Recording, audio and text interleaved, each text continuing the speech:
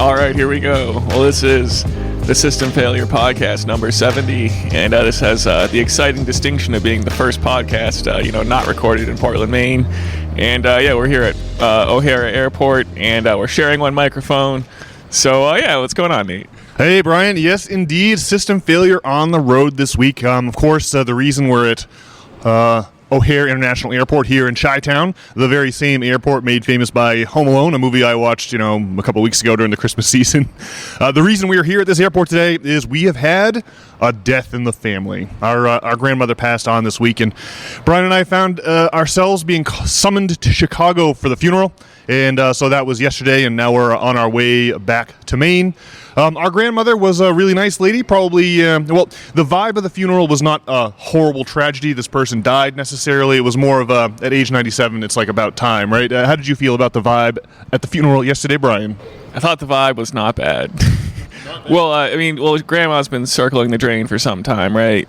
Whatever it is, the women on our mom's side of the family, the pattern here, this happened to our great-grandmother. She spent like 10 to 15 years in hospice care after her husband had already died, not really, sort of confused, dementia. Our grandmother, she did that to some extent. It's been, about 7 to 10 years? What do you think, Brian? Definitely something like that. Yeah, 7 to 10 years she's been in hospice care. I remember I tried to call her on her birthday in 2021 from South Africa, and she had no idea who I was. I dropped my mom's name a few times, and that helped. She was able to recognize that. But so this paints the portrait. It was really more of it's sad the grandma's gone. But it did feel like it was an on-time departure versus one of those tragic early departures, like maybe our grandmother on our father's side who passed way too early. She was only maybe 68, 69, 71, something like that. It was just it was unexpected and so it was very difficult, and everyone was going through a complex grieving process. But I think people had begun the grieving process even before Grandma's departure to meet her reward. Hey, Brian, what do you think? Well, it's more like this was the end to a grim spectacle. Okay, well, yes, So I think there was a little bit of relief mixed in with the grief also. But for me, and I know for you too, Brian, the proceedings made me think about the nature of the afterlife, or life after death, or immortality. So that's going to be the great theme of the podcast today. But before we get into that, a couple of notes here. The first item is we're here at the airport looking out at planes taking off and taxiing and landing and arriving to the gate and pulling back from the gate, and we saw one. Most people I know they're either neutral or nervous flyers, but I kind of go the other direction. Having gone to aeronautical engineering school for a year or two, and that's what I thought my major was going to be when I was first starting out college. I had a little bit of a line of sight into how the engineering process behind how these planes are built. Just the basics for me. But you can also go online and research YouTube videos of Boeing testing the tensile strength of their wings by bending those wings back until they snap. And you will be surprised how far the shock absorber of the commercial aircraft wings, the shock absorbers that are commercial aircraft wings, those big floppy wings that hopefully cushion some of the blows from turbulence. I mean, they really can take a lot of stress. And once you see one of those videos, I remember my good buddy Steve once showed me one of these videos, and that's been my go-to ever since. Because I really treat these airplanes as if they are amusement park rides. I look forward to as much turbulence as possible, and so we just saw a really small one there, Brian, taking off. That plane maybe had how many passengers? I thought it was like a training aircraft because it was so small, but you saw passengers being loaded on there. Hey, how many passengers do you think were filing into that tiny little plane? I would say 12. 12. Well, yeah, and that would probably be like a full flight. I'm surprised that 12 could fit in there. Wow. Anyway, so yeah, those guys. It's the wing is on top of the fuselage. So the windows are below the wing. So it's one of those really small prop planes. Anyway, those passengers are in for a really exciting flight. I hope they achieve I hope that they achieve their wildest turbulence dreams on this particular leg of their journey. Huh? Well, it looked like the beginning of a horror movie, just when some college kids are being flown off to some tropical location, and then, I don't know, mayhem ensues. On some super suspect aircraft? Yeah, but I don't know. They're in O'Hara, so I don't know where they're going. It's not to some tropical destination. Yeah, right, as you were commenting when we first saw them taxing, like why is it we have only made a small jump from Moline across the state to Chicago, and we had a much bigger plane. So I wonder where such a small charter could possibly go in from Chicago. But that's a good question. Yeah, I don't know. All right. Well, departing from the glories of so the other thing about air travel is seems like it's become more of a like at least domestic. I've been doing a lot of international travel lately. I know, Brian, you just got back from Prague yourself, and it seems like the domestic carriers, I don't think I flew domestically at all during the COVID era, only internationally, and so I think this is my first domestic in a couple of years anyhow. And it really seems like it's become more about trying to charge you for your bags versus charging you for the actual, meaty passengers being transported. That seems like they're breaking even there, and then the scheme seems to be about bags. So we flew United, whatever the conglomerate is of United and Continental, they call themselves United now. And just the whole time I've been trying to sneak my backpack through as a personal item and hoping it doesn't get reclassified as a carry-on, because you have to pay even for carry-on now. And so the whole thing has been just trying to sneak past the gate agents and trying not to get noticed, to have your bag gate checked and all that. But we have 3 of our 4 legs down, and we've gotten hit with nary an extra bag fee so far, eh, Brian? Yeah, well, the thing is that the kiosks that used to, let you print out your ticket, so you could just, skip the line, print out your ticket, and hop on board, especially if you only have carry-on. Well, it just doesn't work anymore because they have to shake you down for a bag fee. So it is, it fits into the system failure spectrum of ideas, you might say. Yeah. Yes, one could almost trace you can see the ongoing collapse of capitalism and the collapse of customer service with the domestic airlines, eh? All right. Well, so that's been fun, and hopefully we'll make it through the last leg of our flight without being assessed an extra $35 bag charge. Right. The way it works is they want you to download the app so you can get your boarding pass electronically, but then they force you to put in a credit card in order to check in for your flight, so they can more easily assess you the bag fees. So we just did paper tickets and declined all of the electronic conveniences, just to add one layer of intrigue to the exciting game of trying to get out to your grandma's funeral and back without an extra bag fee. Well, now that all my grandparents are dead, yeah, I'm swearing off continental flight, and I'm only doing international.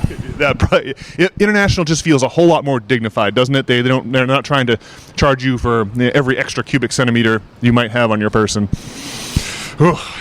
All right, well, putting aside the manifold glories of air travel, one other piece of news this week was Mark Zuckerberg made a sweeping announcement from from atop Meta, where he is the CEO, of course, and Zuckerberg essentially announced that Facebook is going to remove all of their, what do you want to call it, censorship regime, their fact checkers, their censoring of bad words or insulting words, or and they're basically reversing their DEI woke course, and that's all very well and interesting and even kind of refreshing if you are a free speech advocate.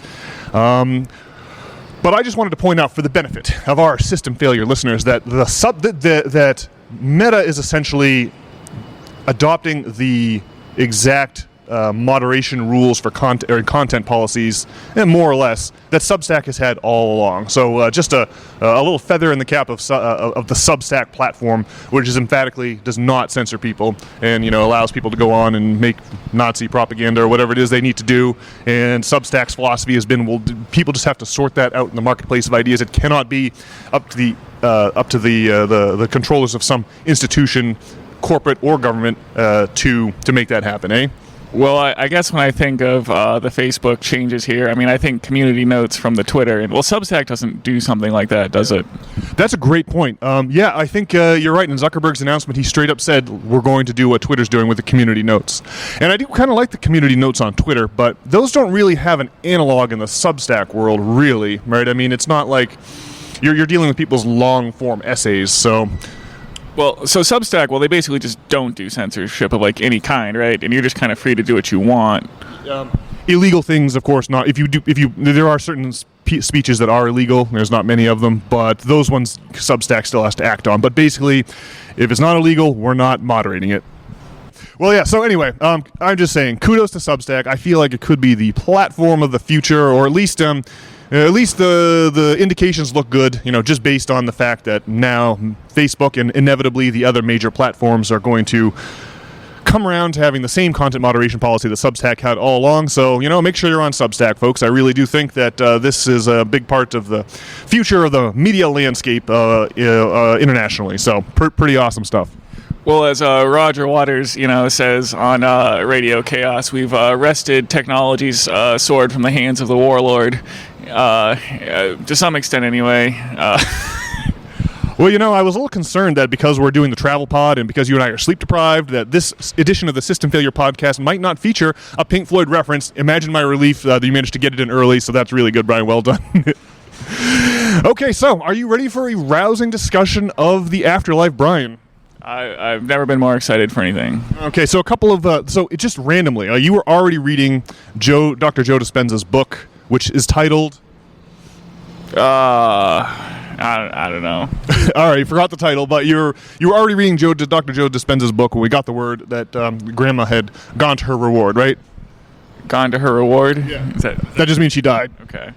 Well, I mean, I only started reading it after I found out she died. Okay, so this particular reading selection was inspired by a death in the family on your part. That's what you're saying? Well, it was inspired because I heard about this this dude on YouTube who had transitioned to being a woman and then transitioned back, and he was, talking about his journey and, how he had his junk chopped off, but he seems to be soldiering on nonetheless, and, he credited his sense of well-being to Dr. Joe Dispenza. He's got, 3 books that are all broadly on the theme of using your mind to heal your body, though. Yeah, I would say that the power of the mind is probably the best way to encapsulate Joe Dispenza's whole curriculum into maybe just 4 words. Now, Tracy the Wise, I think she may have read multiple Joe Dispenza books, and so we're going to have to bring her back on this pod to really hash out these Joe Dispenza ideas. But there is some, even though you did not start reading Joe Dispenza, you read it after you found out about Grandma's death, but you started reading it, and totally unrelated to that, there are some sort of, Joe Dispenza has a certain way of viewing reality as being, like the Platonists would have said, mind first, mind over matter. Like, what kind of a, even though you're still reading the book, what kind of a summary can you give us here? Like, what does this book have you thinking about? Well, what you would say about mind versus matter is that they're the same thing. So I guess the way I would relate it to the question of life and death, it's just something about how our soul or something is like the light of God or something, and so its power is to heal the body, what's your attention? What it does is it collapses reality from a bunch of possibilities into a singular, experience or existence, and so that's kind of what our existence is one finite reality among a spectrum of possibilities, right? And so I don't know what else to say about life and death. I like to use when it comes to describing the double slit experiments. I always like to describe reality as an email that hasn't been sent yet, or observation of reality is like clicking send on the email. So prior to observation of reality, you have some kind of a probabilistic function, right? If I'm going to send an email, I have your email address, Brian. If I have a email draft open in my Gmail app, there's any number of people I could address that email to, and you could write a probabilistic equation to, some people I don't know their email at all, right? So you can assign a 0% probability that I'll be sending those people an email.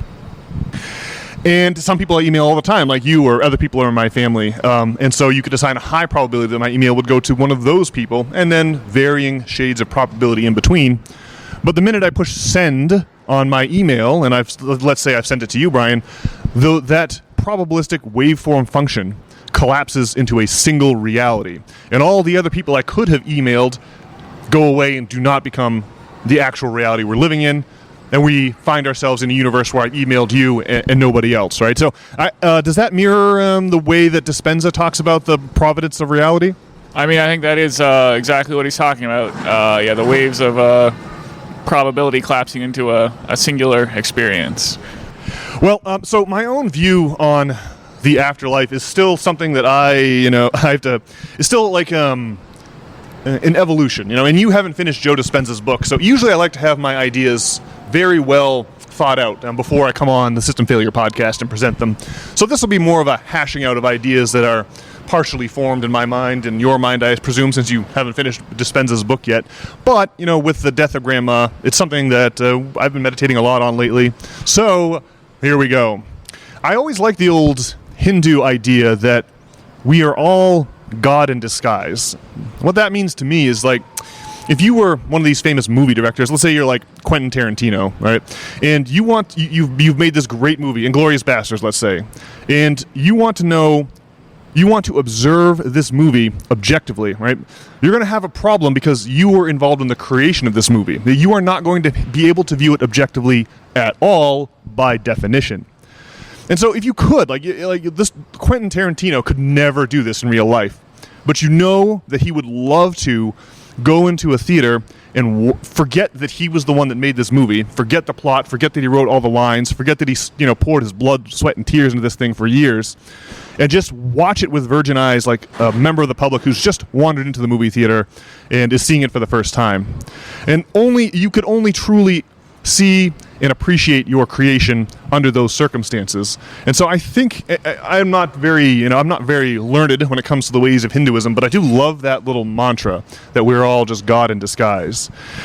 And so I like to, in my mind, I combine that with the idea that our status or our identity or our apparent experience as individuals is something that's given rise to by the way that we perceive dimensionality. So, in other words, what I'm saying here is I think maybe we're all the same thing experiencing, having forgotten that we are all the same thing experiencing each other in this universe in a apparently individualistic and objective way. I think that most of what we are is not individual, and most of what we are is this collective thing. Right? That's why the ancients found that by taking magic mushrooms, they could dissolve their intellectual conception of themselves temporarily, and be shocked to find that when you remove your sense of identity, right, the category, the ideological category that is me, dissolve that mental structure, and then find that a point of view yet remains. I mean, that really is how you can give yourself it's a sort of way of cheating and giving yourself a cheat sheet into reality, and observing it without the conception of self yields a much different experience than experiencing reality as if you were actually an individual. So all that is to say that I just feel like our individual identities are illusory, and that the ratio, we all share maybe the same soul is another way to put it, and that the ratio of individuals to souls is not 1-to-1, because if we all share the same soul, it's many to one. So these are the kind. When I think of the afterlife, that's what I think of. Like we are not, right? We are not the waveform pattern that washes up on the beach one wave after another in a sequence, right? Grandma's the latest wave to break and recede back out to sea. We are not that. We are actually the water that those waveforms propagate through. We are actually the medium. And you don't want to... It'd be like an ocean wave identifying as a wave with a life cycle instead of identifying as the water molecules that actually comprise it. And I reckon that if you were to give an ocean wave that identified as an individual 5 dried grams of mushrooms, then it would suddenly be apparent to it that it is actually comprised of water molecules, and that its existence as a temporary wave function is totally an illusion based on the way that it perceives category. So what do you think, Brian? Does any of that sound sane, and does any of that sound crazy to you? And how does that compare to what you've been thinking about life and death lately? Well, I think like a bottom-up analysis of the universe might look something like this. So you have like some kind of Big Bang to kick things off, and then you got a bunch of entropy in the universe, and so eventually like all the matter in the universe starts organizing into like galaxies and solar systems and planets and whatnot, and then then you have some kind of singularity that is life, which is just like another level of order. Why are you describing life as a singularity? I may agree, but I just want you to double click on that a little bit. Just help me grok what you're saying. Well, I guess I would have to imagine there must have been a point before there was life in the universe, and then there's a point afterwards. And so I guess the question is like, what's the difference between life and not life? And I guess like, well, life seems like a higher state of order, but I guess what I would fathom is that life, what's the difference between AI and like a regular Google search? I don't know, because AI still seems like a glorified Google search, basically. But I guess what I want to fathom is that, well, life is, well, you have like life, like, your bacterias and whatnot, and then there's like another singularity where you get like a kind of life like human beings that's capable of like producing technology. But I guess like at some point, like it doesn't seem obvious that like bacteria are harnessing something in the ether. Are there like radio wave antennas? And yet it seems pretty clear that like human beings are like antennas, like responding to something in the ether. Or if there is something like God or whatever, I mean, I guess I just imagine that life would evolve to become like an antenna to it at some point and be able to utilize it. So I mean, maybe like bacteria don't have that kind of receptivity, but I mean, maybe like dogs probably have maybe some capacity, and then humans seem to have quite a bit more capacity. And so when you say that we're like waves crashing onto the shore, so I mean, there's obviously like the individual lives, but there's also that thing in the ether to which we're picking up like antennas. Well, okay, I agree with a lot of that, and I actually think I hear me out. I think maybe bacteria seem basic to us, but I do think that they're reaching for something in the way that sprouting grass or shoots of plants are reaching for the sun. They're reaching for something that's hard to sense. To what you're talking about, we'll come back to what they're reaching for more. But it does seem that just looking at the complexity of biological life, the evolution of biological life on the planet, as so far as we can tell from the fossil record, it does seem like a gradual conquest of dimensions. Right? You start out with those single-celled organisms to which you alluded, the bacteria, and the well, let's go back all the way up to the Big Bang where you started, right? One thing seems clear about the universe, right? When we talk about what is it that we're reaching towards here, one thing seems clear from the Big Bang on up to the present, is that complexity seems to be conserved at every step of the game. That is to say that for the first couple billion years or so, there was nothing but plasma after the Big Bang, and then after that, out of plasma condensed the first hydrogen atoms, and then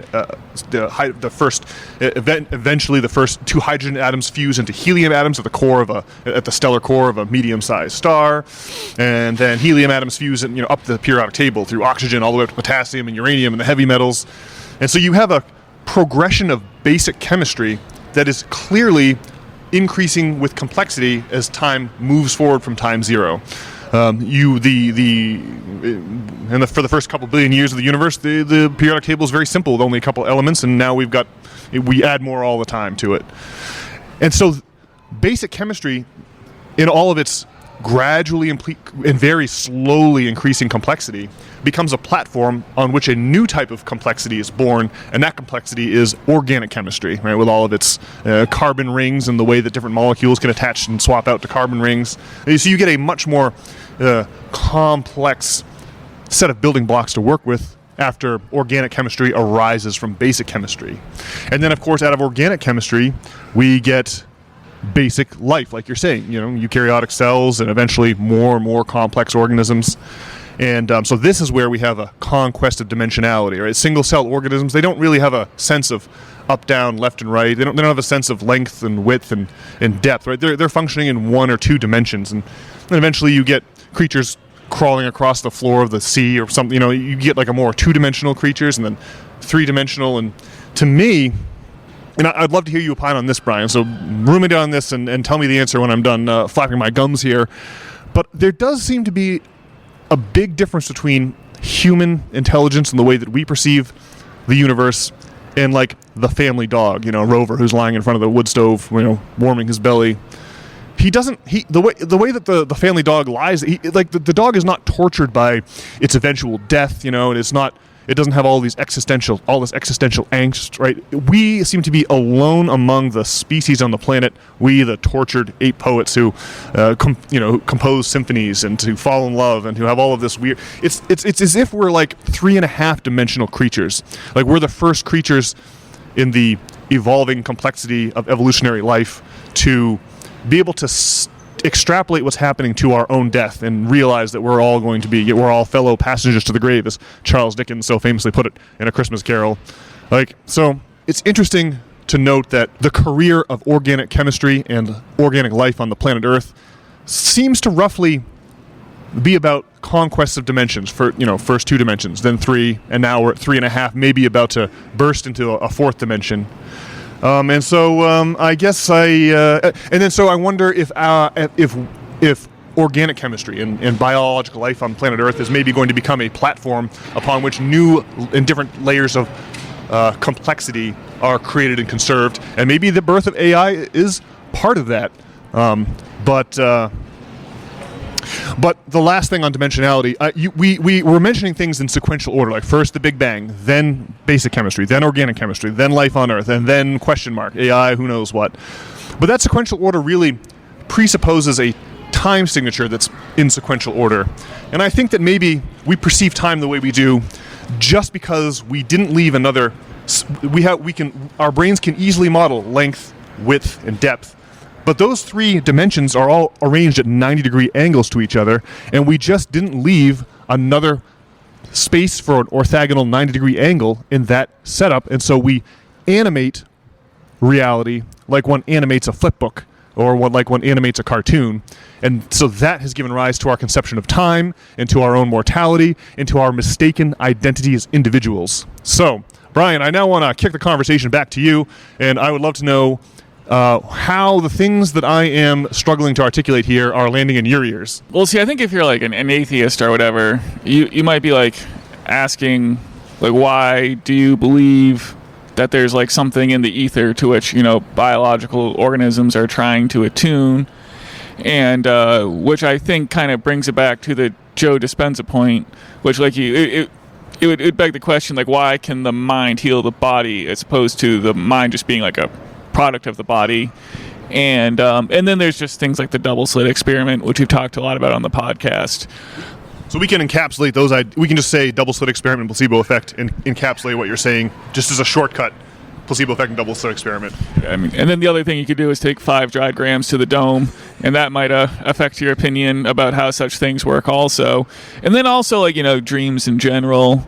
But we're kind of like forced into this position of trying to like scientifically view the world, which puts you in the position of like starting from the Big Bang and working your way up, as opposed to starting from the other, like the ether or whatever, and working your way down. Well, I guess it's like hard to do that kind of thing. Anyway, well, so to kind of bring it around to the question of like life after death. Well, I mean, the Big Bang is a lot like being born, right? Because like obviously, well, something must have had to exist before the Big Bang, and I guess like the question is like, what was it like before we were born? And I guess I would have to fathom that it was like something, or at least I don't. If it just doesn't really make sense that the Big Bang could start out of nowhere. Although we just kind of, it's hard to think about what it was like before you were born. I don't know. Do you have any thoughts on that? Yeah. So what it was like before you were born. So now we're really getting into. This is why the great religions use metaphors like a bearded guy in a cloud with his commandments and heaven and hell. Right? It's not. It's like. What was it like before you were born? Well, that now you're back to using language that implies that you have an individual existence, right?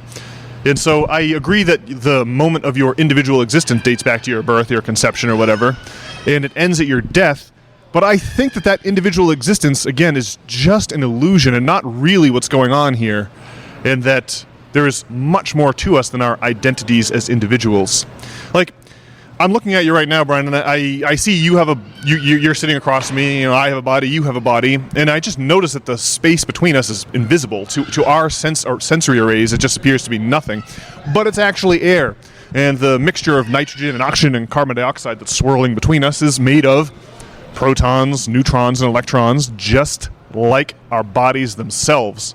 So your conception of yourself as a separate individual from me, and my conception of myself as a separate individual from you, is really a conceptual overlay that I'm imposing on the observation, and it's just implied by almost the angle that my eyes are at, that my eyes are mounted in my skull at. Like when I look out and focus on a tiny prop plane taking off with 12 terrified passengers on it, my eyes are focusing on a point that's, maybe it's 200, 300, 400 yards in front of my eyes. When I think of myself and when I use language like what happens to me after death, what was it like to be me before I was born, I'm triangulating back. I'm doing the same thing that I am doing when I'm looking out at the tiny prop plane. I'm triangulating backward to a point behind my eyes and imagining that that's me, right? When I think of me, I think of just that perspective, just the way that the angles look from where my eyes are mounted in my skull. But I don't know. I mean, really, conception of self is nothing more than that, right? It's nothing more. It really exists in the brain. And this gets back to, Joe Dispenza calls it the power of the mind to heal the body.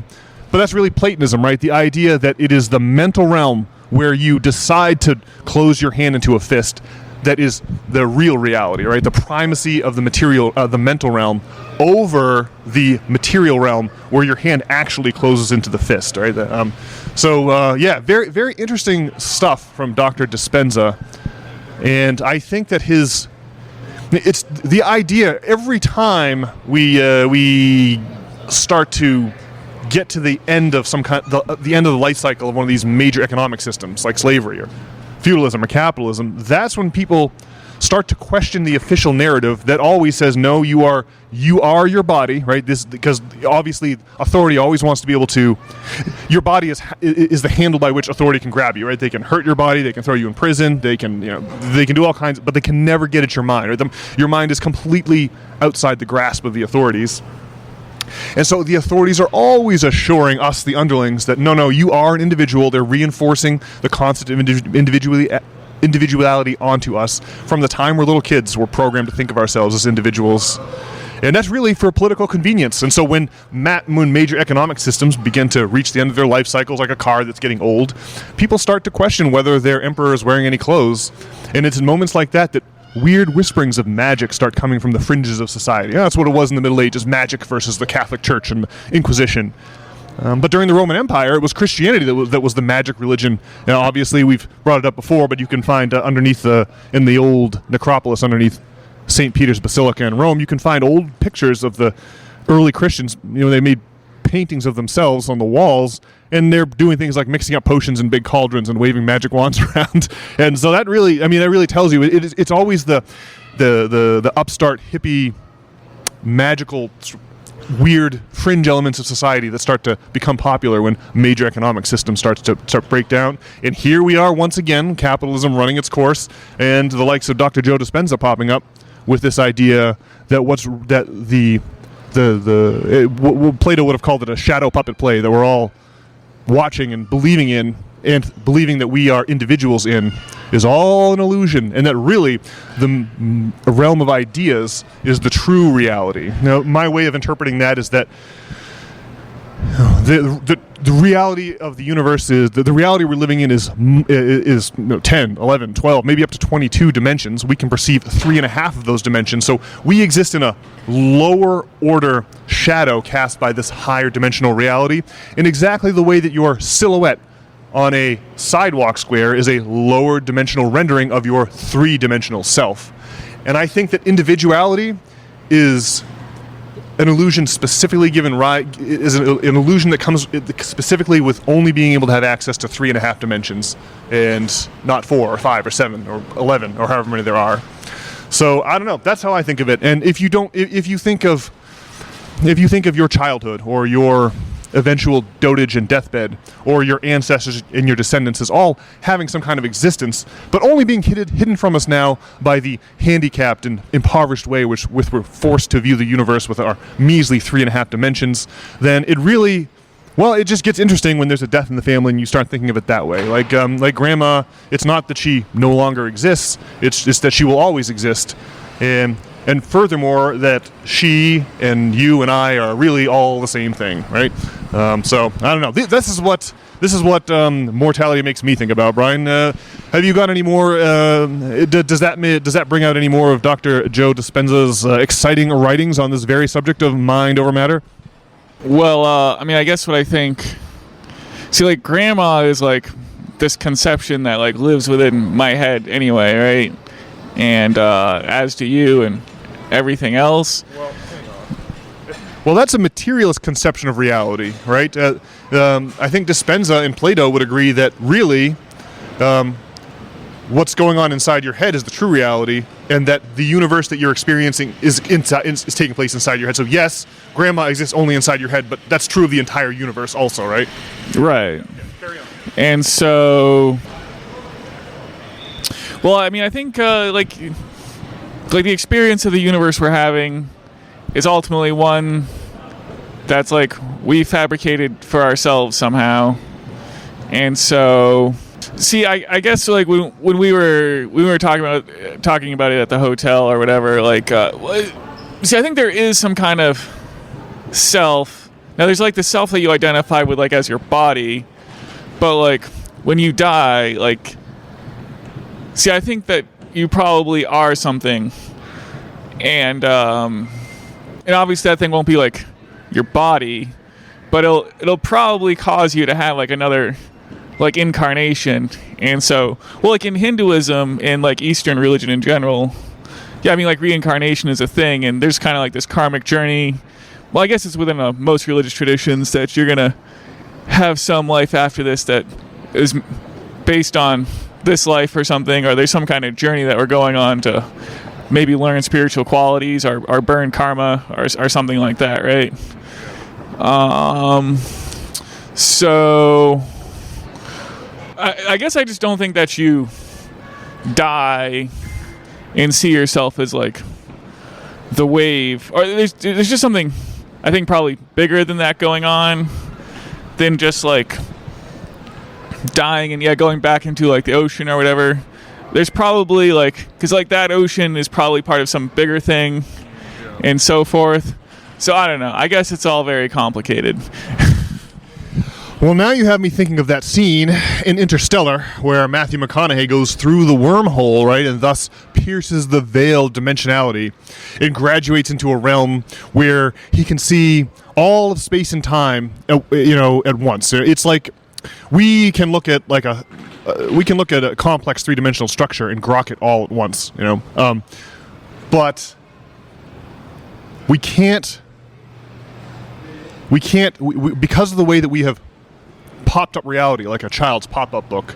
We can't consider all time at once, right? We can't, like the Tesseract. This will get us back to Matthew McConaughey and into Interstellar, right? The Tesseract is conceptual. If a square is a two-dimensional cube, then a Tesseract is a four-dimensional cube, right? So square has length and width, cube has length, width, and height, and the Tesseract has length, width, and height, and then a status at 1 p.m., a status at 2 p.m., a status at 3 p.m., a status at 4 p.m.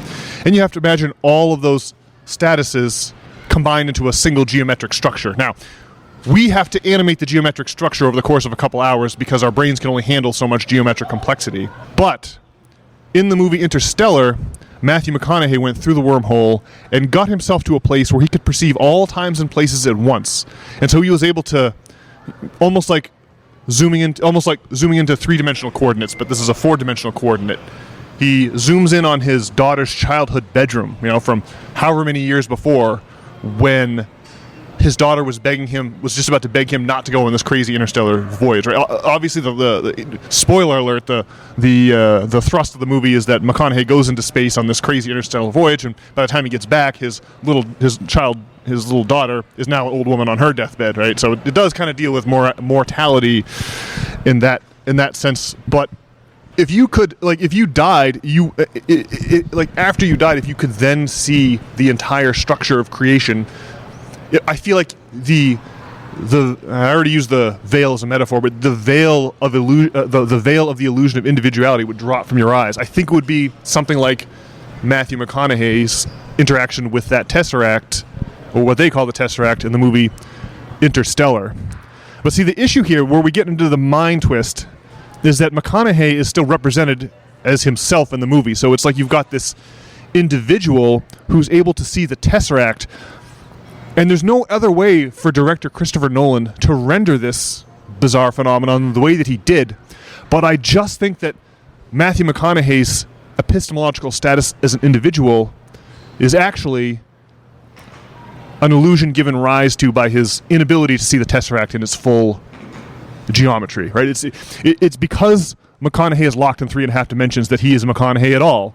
And so if you escaped that 3.5 dimensional prison in which we are all trapped, you would have to leave Brian behind, right? You would have to leave this conception of yourself as an individual behind also, and you would graduate into this realm where you could, like McConaughey, you could see all times and places, or you could at once visualize all times and places. You could grok it just instantly by looking at it, but you would also not be Brian at that point.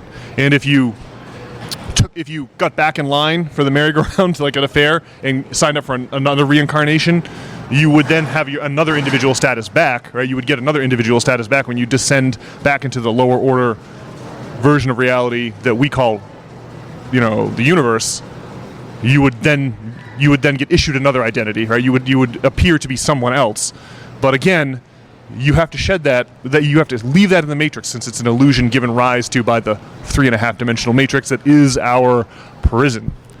So, I mean, that's what I think is going on. And that does sound like, so I started this whole discussion off with, by referencing this Hindu idea that we're all God in disguise, but obviously the Hindu conception further suggests that we are reincarnated, right? I think you know more about Hinduism than I do, Brian. Can you help us understand a little bit what the Hindu conception of reincarnation is, and does your own conception of reincarnation differ greatly from the Hindu conception, or do you reckon they're copacetic? What can you tell us on that front? Well, let's see. I think in Hinduism, I think the idea would be that we've been reincarnated many times, as many times as you've breathed. You've probably been reincarnated. I think something like that. Do the reincarnations go on?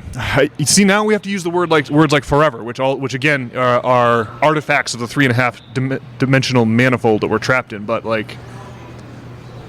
Yeah, well, I just think if you die, you're gonna you'll definitely have a broader sense of self for sure, and that broader sense of self is definitely collapsed into some lower dimension. It's met something from below, I would imagine. But there's probably just higher maybe senses of self than what you become when you die also. Yeah. And so maybe there's a grander reincarnation. We're speculating about the next level up, but who knows how many levels are above that, eh? So I don't know. Well, anyway, I guess I'm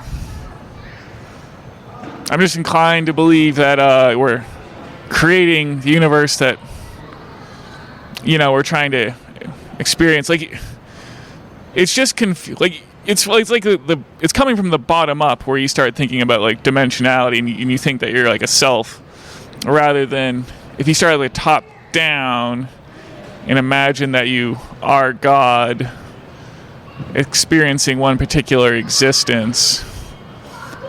It's hard to think that way because we have this Western conditioning. But that's probably where there's meat on the bone. Unless you want to, I don't know, sacrifice children to Moloch, then you want to start at the bottom and work your way up. So yeah, I don't know. Yeah, starting from so it does seem like we are building from a base upward towards. We're starting from 1 or 0 dimensions and slowly conquering each dimension in sequence. That seems to be what we're doing. It's like the mighty oak starts out as a small sapling, pushing its way up to the soil, reaching for the sunlight. But there's also like an element in that metaphor of like the sunlight coming from the top down. So you've got so there's like it's like prisoners tunneling under the wall to get out of the prison camp, and then like the liberating army tunneling under the wall from the other side and trying to meet in the middle. That seems to be what's going on here. But again, it is really it is hard to think not in terms of not in terms of time and sequence, and not in terms of individuality. But I just think that these are the things, like trying to it's slippery thinking. It bends the mind, but this is how you can peer around the corner of time. You can just sense that, you can just tell that something else is going on that's just hidden for us, because our 3.5 dimensional illusion is like all of the seams are sealed. Like there's no way to escape it. And here I feel like we have to mention again that famous wood carving, the Flammarion engraving. And if you head on over to systemfailure.org, you'll find that picture is the background for our main thesis, and it's a great picture. It's got the universe with rolling hills and trees and the sun and clouds in the sky, and then it has a man escaping from that universe, like one might pull up the flap of a circus tent and sneak underneath if you didn't want to pay your 2 bits to get inside. He's got a man sneaking under that, he's like lifted up where the horizon, the sky meets the horizon, the horizon where the sky meets the land, and he's escaping under it out into this realm where there's gears and like the starry dynamo of the universe. So that is what this discussion, and indeed Grandma's funeral, makes me think of. All in all, I would say a pretty poignant weekend. It was good to come and send the old girl off as best as we could. All in all, what do you think, Brian? Well, yeah, not being a prophet of God, that's pretty much all we can do is speculate. But I guess that's where our thinking is at here on the old System Failure podcast, eh? Yes, indeed. Well, and with that, on that final note, Brian, I think we'll let our intrepid System Failure listeners off the hook a few minutes early this week, just because we are in the airport. As you've probably heard, there's lots of people coming and going, plenty of background noise. So we will give all of your ears a rest, but just 2 final notes to put the finishing touches on this podcast. The first is that if you would like to read any number of our series of 52 essays that make up the System Failure constellation of ideas, or indeed if you wish to leave your email and sign up for our weekly emailing, then you can do all of that at systemfailure.org, and you can also get in touch with Brian or me if you have any questions or comments. And on one final note, I think, Brian, that we should dedicate this podcast to our dearly departed grandma.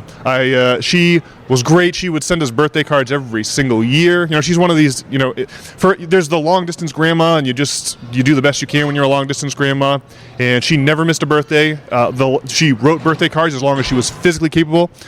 Our whole childhood, she would send us a crisp $10 bill, which was awesome in like 1994. Not so great in 2009. Well, it wasn't. It was the thought that counted by 2009. But by the end, I couldn't even read what she'd written in the card because her eyesight had started to go. But old grandma was, she was a top flight grandma as far as I'm concerned. And so here's to her. This one's dedicated to you, Grandma. R.I.P. Alrighty, folks. On one minor housekeeping note, I do apologize for the System Failure Quickie podcast being a little late this week. That, of course, has a lot to do with the fact that we had to jump a flight out to Chicago on short notice. So thanks for bearing with us, and we will be back next week with another exciting edition of the System Failure podcast. Take care, everyone. All right, see you, folks.